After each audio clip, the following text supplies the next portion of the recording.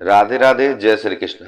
दर्शकों, आज के वीडियो में मैं आपको बताऊंगा हवन में आहुति देते समय क्यों कहते हैं स्वाहा। वास्तव में अग्निदेव की दाहिका शक्ति है स्वाहा। अग्निदेव में जो जलाने की तेज रूपा शक्ति है वह देवी स्वाहा का सूक्ष्म रूप है। हवन में आहुति में दिए गए पदार्थों का भस्म कर देवी स्वाहा ही उसे देवताओं को आहार के रूप में पहुंचाती हैं। इसलिए इन्हें परिपाक करी भी कहते हैं। सृष्टि काल में परम ब्रह्म परमात्मा एवं प्रकृति और पुरुष इन दो रूपों में प्रकट होते हैं। ये प्रकृति देवी ही मूल प्रकृति या पराम्बा कही जाती है। ये आदि शक्ति अनेक लीला स्वरूप धारण करती है। इन्हीं के एक अंश से देवी स्वाहा का प्रादुर्भाव हुआ है। प्रादुर्भाव का मतलब जन्म हुआ है, जो यज्ञ भाग ग्रहण कर देवताओं का पोषण करती है। अर्थात पृथ्वी पर जितना भी यज्ञ कार्य किया जाता है वह जो है भोजन बनकर देवताओं को प्राप्त होता है। इसीलिए लोग कहते हैं कि यज्ञ से देवताओं को शक्ति मिलती है। जब भी पृथ्वी पर यज्ञ होता है तो उससे देवताओं को शक्ति प्राप्त होती है। अब आगे जानते हैं। स्वाहा के बिना नहीं मिलता है देवताओं को भोजन।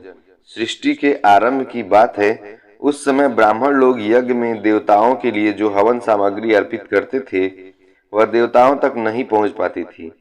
देवताओं को भोजन नहीं मिल पा रहा था, इसलिए उन्होंने ब्रह्मलोक में जाकर अपने आहार के लिए ब्रह्मा जी से प्रार्थना की।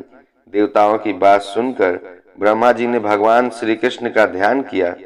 भगवान के आदेश पर ब्रह्मा जी देवी मूल प्रकृति की उपासना करने लगे। इससे प्रसन्न होकर देवी मूल प्रकृति की कला से देवी स्वाहा प्रकट हो गई और ब्रह्मा जी से वर मांगने को कहा। ब्रह्मा जी ने कहा, आप अग्निदेव की दाहिका शक्ति होने की कृपा करें। आपके बिना अग्नि आहुतियों को भस्म करने में असमर्थ है। आप अग्निदेव की गृह स्वामिनी बनकर लोक पर उपकार करें। ब्रह्मा जी की बात सुनकर भगवान श्री कृष्ण में अनुरक्त देवी स्वाहा उदास हो गईं और बोली, पर ब्रह्म श्री कृष्ण के अलावा संसार में जो कुछ भी है सब भ्रम है। तुम जगत की रक्षा करते हो। शंकर ने मृत्यु पर विजय प्राप्त की है।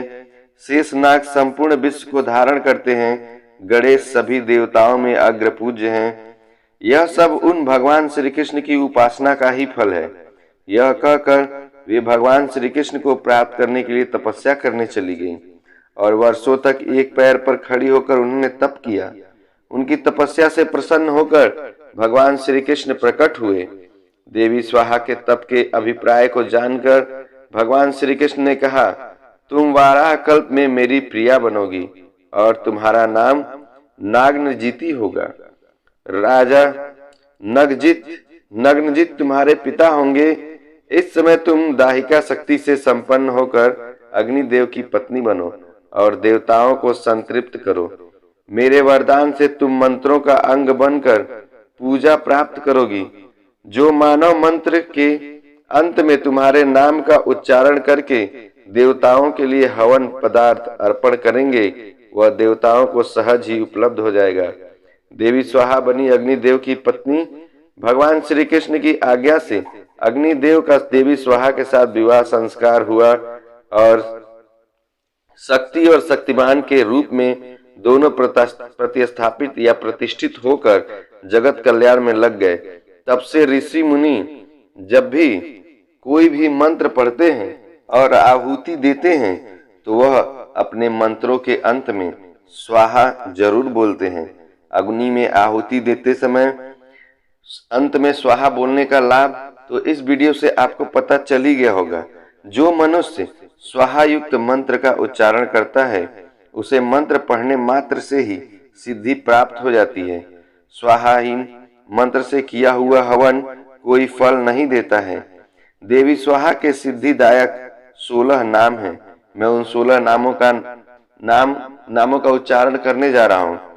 स्वाहा वहनी प्रिया, वहनी जाया, संतोष कारिणी, शक्ति, क्रिया, कालदात्री, परिपाक करी, ध्रुवा, गति, नरदाहिका, दहन क्षमा, संसार सार रूपा, घोर संसार तारिणी, देव जीवन रूपा, देव पोषक कारिणी।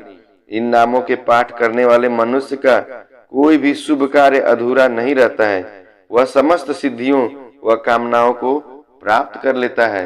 मुझे उम्मीद है यह वीडियो आपको बहुत पसंद आया होगा और इसी के साथ आप चैनल को सब्सक्राइब भी करेंगे, वीडियो को लाइक भी करेंगे और अपने सभी चाहने वालों को यह वीडियो शेयर भी करेंगे। राधे राधे, जय श्री कृष्ण।